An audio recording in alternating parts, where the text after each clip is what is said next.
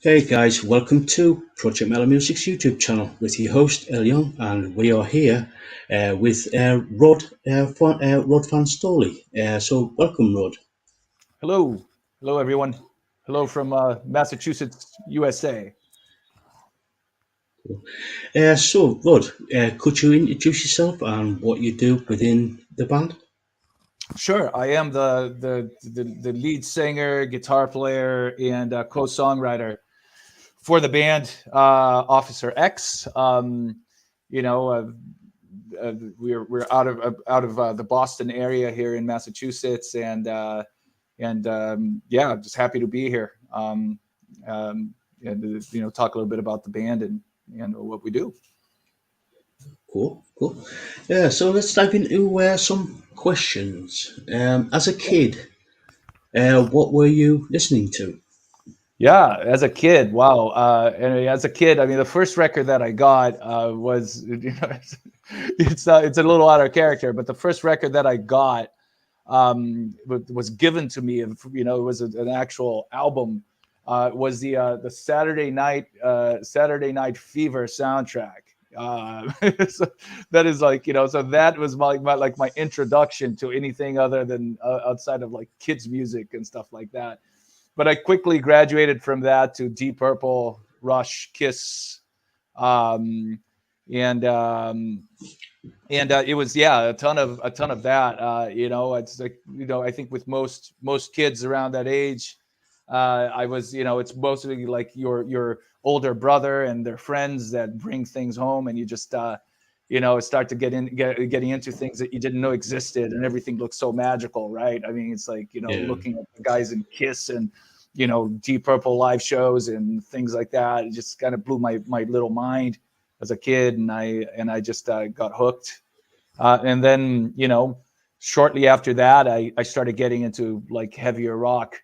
I mean, it doesn't even seem that we're heavy anymore, but at the time it was pretty heavy, getting into, Ozzy, Black Sabbath, and probably my favorite band of all time, which is Iron Maiden, in 80, 82, 83, I think. I don't want to give up my age here too much, but that's when I started getting into Maiden, went into a record store, and with my own money bought The Number of the Beast, and the rest is history, for good or bad.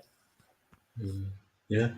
Well, actually, I think everybody's got like yeah, somebody in their family where they sort of like have like an older, either older brother or older sister or older cousin, where they introduce you to like some new like fantastical pieces of art type of thing, and actually get you actually getting into those particular bands that you've been introduced to. Right, right, and that's exactly what happened. My brother was never into hard So rock and let's heavy get metal. Yeah, but his friends were, so his friends kept bringing stuff. So I was yeah, like, okay, yeah, let's do it. Yeah, let's do this. yeah, yeah. Yeah. So, who actually got you into sort of like music? Was it a family member or Yeah, like a friend or some acquaintance, or was it you yeah, sort of like progressing almost. unnatural? Yeah, my dad got me into music in general. He's a huge classical music fan, and so and I think that's very similar. There are very similar things between like classical music and heavy metal. I think there's lots of the grandiosity of it all, and how big and how emotional the whole thing is. So he got me into that at a very early age. I listened to I got interested in singing from an early age, from listening to like opera and things like that. And that's when I first thought that singing was an actual like thing that you can do, and that that's beyond just singing like kids tunes and stuff like that. And then when I was about 7, 8, 9 years old, my brother's best friend was a huge Rush and Deep Purple fan, and kept brought over, I think, Machine Head and Made in Japan, and All the World's a Stage, I think, were the and Moving Pictures, maybe. No, that was a little later on, but I think All the World's a Stage was, or Exit Stage Left. One of those was I started. That's when I got into rock and roll, and it's been yeah, pretty wild ride since. So, who actually inspired you to become, like, say, a guitarist or a singer? Right. Was it one of the was it Deep Purple, Rush, or Maiden, or was it something completely different? Yeah, so I started playing the piano when I was 7 years old. Didn't take. I mean, I played it for 3 years, got decent at it, but I wanted to, you know, I wanted to the moment I got into rock and roll, I wanted to just play guitar, and I didn't think of myself as a singer. Strangely enough, the singer that really got me into singing professionally when I was 13 years old was David Coverdale of Whitesnake. Yeah, Um, yeah. Even though I was a bigger Jeep Ian Gillan fan than than a Coverdale fan at the time. But I got the opportunity to play in a band at a time, to sing in a band, and when I was 13, I lived in Rio de Janeiro, Brazil, and I spoke English. Not a lot of people did. So so I got invited to sing in this band mostly because I could sing the lyrics. I could, and that's when I kind of found my voice, almost, was singing. So they were doing a bunch of some Whitesnake songs. It was right before the Rock in Rio festival, 1985, and I was in, and so Whitesnake was a big deal. Maiden was a big deal. I never thought I could sing Maiden, but I thought I could maybe try to pull off some Whitesnake. So I started singing that. As far as playing guitar, I think the person that really got me thinking about picking up a guitar was, strangely enough, Paul Stanley. Even though he's not known as a guitar player, just seeing him up there jumping around and looking awesome, just that made me feel like, oh yeah, and also, Dave Murray and Adrian Smith of Iron Maiden got me going on the guitar as well. Yeah, cool, cool. Yeah, so what bands were you in before you joined Operation Officer X? You could call us Operation Mindcrime if you want. I mean, we won't be offended. Huge Queensryche fans. I've been in a bunch of bands locally here. I've been in a couple of national bands. I think one of the ones that people may have heard about, especially if they play the games Rock Band and Guitar Hero, the video games, is a band called Bank Camaro. Um, we had a song on guitar on originally on Guitar Hero 2, I think, and then later in Rock Band 1, 2, 3. But we had a band called Push Push, a song called Push Push Lady Lightning, which was it's kind of a hit with the kids that play the games, and that gave us a really cool opportunity to do a bunch of stuff nationally, and in the U.S. and Canada, and play Lollapalooza and do national TV, and live the rock and roll lifestyle for 4 or 5 years, and until it all went bust. But yeah, that was Ben Camaro was probably the biggest thing I'd been in. And then I took a good long break of 5, 6 years, and kind of got my head around writing some heavier music, and that's that's how I got back into metal with Officer X. Cool, cool. Yeah, so what have you been up to, especially see in the last 2 years or so? Yeah, so we started this band 4 years ago, but 2.5 years, 2.5 years. I don't know what happened, but I don't know if you noticed, but there was a little bit of a disruption, right, in the force field. Yeah, so we couldn't do anything for over 2 years because of the pandemic. Couldn't go anywhere, so we were sitting on this material that. So we decided to go out and just make some videos and to create content and to kind of record new things. And so we spent a good part of the last 2.5 years just creating, just making stuff. If you go to our YouTube video, YouTube channel, you see a video for one of our songs, "Lady Soledad," from a year ago, which is when we thought we were going to be putting out the record, because we thought, hey, now the pandemic is over, And of course, it reared its ugly head back again, and then we had to go back underground. And so, but we put out the record a year, the first single from the record a year ago, and then we've put out two more since, Moon Man and the latest Hellfire. And now we are finally kind of thinking about. We put the record out officially on the 30th of September, independently, and now we're talking to a few different labels. A couple of them, a couple of them, one in the UK, one in Europe, on the continent.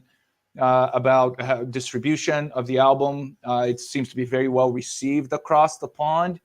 So we are talking about what we're going to do next. Are we going to be touring regionally? Are we going to go? We're just kind of figuring it out. We're in the planning stages to see what makes sense to do these days. Yeah, yeah. Yeah, so could you tell us a little bit about the album that you just released? Yeah, sure. So it's 8 songs. We started with about 10 or 11 songs, and we culled it down to about 8 songs. The idea was to fit. These songs are not super long, but they're not super short. So we wanted to come up with something that would fit on a 12-inch, right? So instead of making a record that had 12, 15 songs, we wanted to put 4 songs aside. The way that the way that it kind of, with the stuff that I grew up with. So we came up with 8 songs that are pretty varied. We have everything from stuff that sounds like the new wave of British heavy metal, all the way to things that sound a little bit more like kind of on the psychedelic side, and things that sound a lot more like rock and roll, like Deep Purple. And some of the things like Lady Soledad, our first single. A lot of people have compared that to Queensryche. So it's like we never set out to be traditional metal, but I think that's a lot of people are saying, hey, you sound like the new wave of traditional heavy metal, and so that's kind of what it sounds like to people, and I'm happy to go with that. But we don't think about, when we write songs, we don't really think about, oh, is this not metal enough, or is this too rock and roll, or is this not heavy? We never think about that. So these songs are really like a representation of my songwriting. Pete Golan, the bass player in the band, his songwriting. We co-write all the songs, and now we're already 3 songs deep into our next album, and we're already hopefully it will take us a lot less time to put the next one out. Yeah, I was going to ask you about, are you writing any new material Right. for the next EP or album? Yeah. Okay, could you tell us a little bit about that? Sure. Yeah. So we started writing music as soon as these songs were in the can. We started writing music, and we scrapped a bunch of it, and we came back and we're writing some more. We have a solid lineup now. That we had a solid lineup. It kind of fell apart with the pandemic, so now we have an actual band where we can envision, hey, this is the kind of drummer that we have, and this is what he can do. This is what the other guitar player in the band, this is his style. This is what he can do. So now we are writing for the band, with the band in mind. Before we were just like 2 guys just kind of coming up with stuff. Now we're writing with like, what can Robbie do? Robbie Davis, amazing guitar player who joined the band about 8 months ago. Dave Barisi is an amazing drummer. That can do lots of things that are, our old drummer Mike was great, but a lot of things that he can do are different. So we are writing more with the band in mind this time around, and make it more of a band effort, less than just Pete and I just putting the stuff together, and it's coming out great. We're super happy with what we got. And we hopefully in the next 6 months or so, we're going to have something to put out. Yeah, cool. So, are you planning any tours of North America? Right. So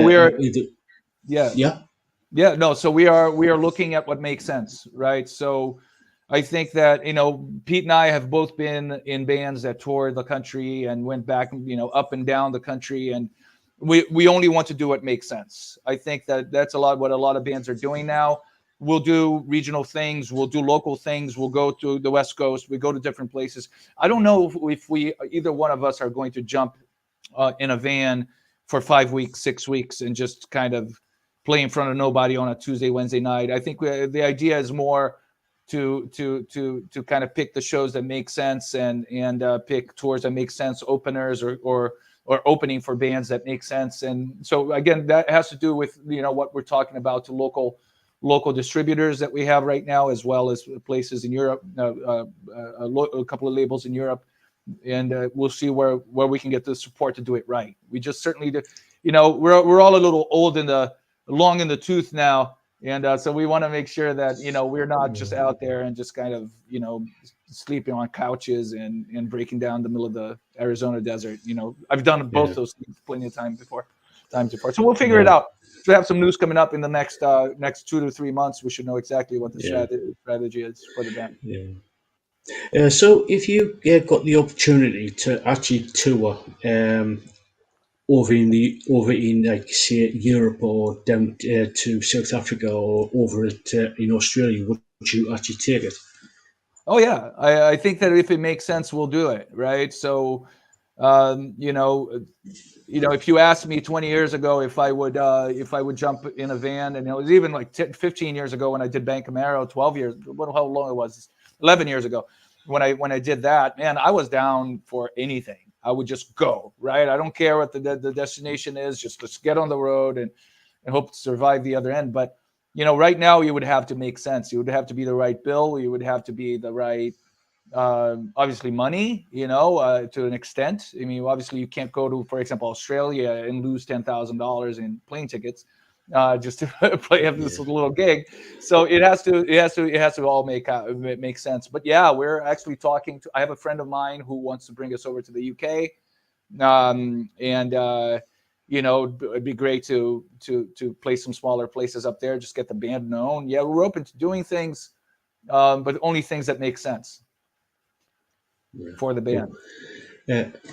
Cool. Yeah. So most definitely, especially like with all the travel costs and all the insurances, stuff like that, plane rides, plane tickets and everything. Yeah, and also the fact that like music is reaching people in a different way now, right? So we can live stream our shows and reach more people than we would if we were to like travel and play in front of 10 people somewhere that never seen the band before.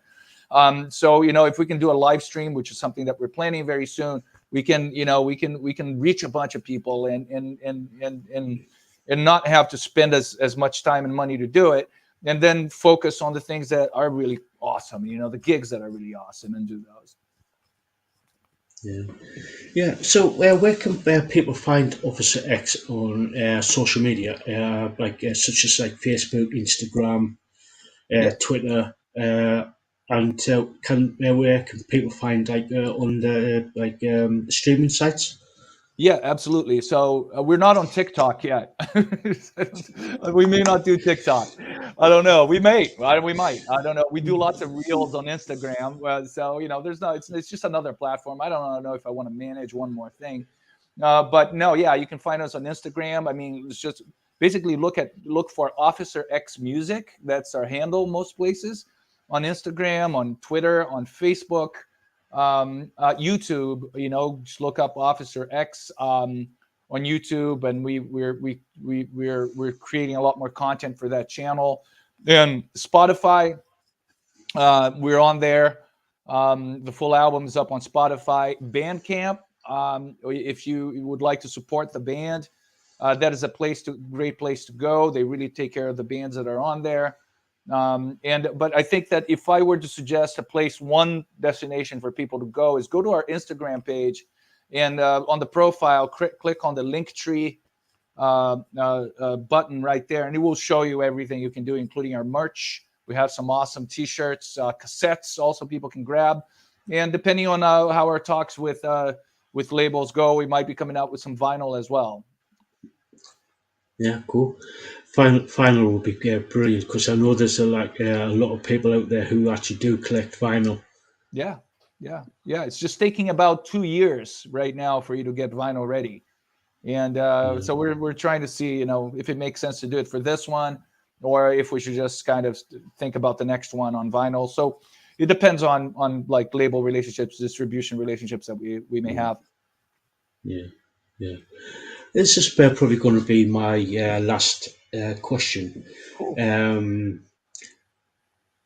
have you got any advice for people who want to become a musician? Yeah, I think that most people don't even like. I think most of the people that do it for real are not people that decide to become a musician. It just takes over their lives, right? It's like at one point I was like, shit, what am I gonna do? It's like I'm a musician. I have to do this. I have to do this. I have nothing else to do. Yeah, sure, get day jobs, pay your bills. I mean, being a musician, I mean, very few people are paying their bills being musicians right now. So, I guess make sure your family is taken care of if you have one. But the truth is, at some point, especially if you're a younger set, if music takes over your life, let it take over your life. Don't sign any bad contracts. Don't sign your life away just because you want to be on a label. It's never worked for anyone. Make sure that you read the fine print. Don't sign your life away ever. Don't sign your music away. Don't give your stuff away to someone who promises you things. You know, make sure that you keep a close eye on the business side of things if you decide to do it, especially if you're young and all you want is to like play live and go places. I get it. I did it, and I regret some of my decisions then. So yeah, keep your eye on the ball, but also don't follow trends. Don't make music because you think it's the music that people want to hear. Because guess what? That's going to change in a month, 2 months, 3 months. It's going to change, and then you're going to spend all that time creating all this music that you think people want to hear, and the next thing you know, everything's changed. So write the music that you love. Make sure that it's the best music you can make, and forget about what everybody else thinks. Don't worry about what people think. It's hard, but it's possible. Forget what people think. Just do what you love. Cool. Very sound advice. Very sound advice. That. Thank you, Rod, for coming on and doing this interview. It's been an Oh, absolute pleasure it's for great. you to come on. Great to meet you, and Yeah, appreciate the opportunity to chat with you and the listeners and the watchers on YouTube. Yeah, and do check us out. We hope to be playing a lot more live shows in 2023 and putting out a lot more stuff. Yeah, it's been a true pleasure, Elliot, to meet you and find out about the show. yeah. Thank you. Yeah, thank you. And thank you. Yeah, and again, thank you so much for coming on. And yeah, if you for the people who are watching, uh, go and check out Officer X on their Instagram page. Officer X Music, is it? You got it. Yeah. Yeah, and everything, all the band says information is actually on that site. So go Yep. check them out. Awesome. So, again, thank you so much for coming on and doing this little interview. It's It's been my an ple- absolute my pleasure. pleasure. It's my pleasure, Elliot, and let's keep in touch. Yeah, yeah, more than happy to. All right.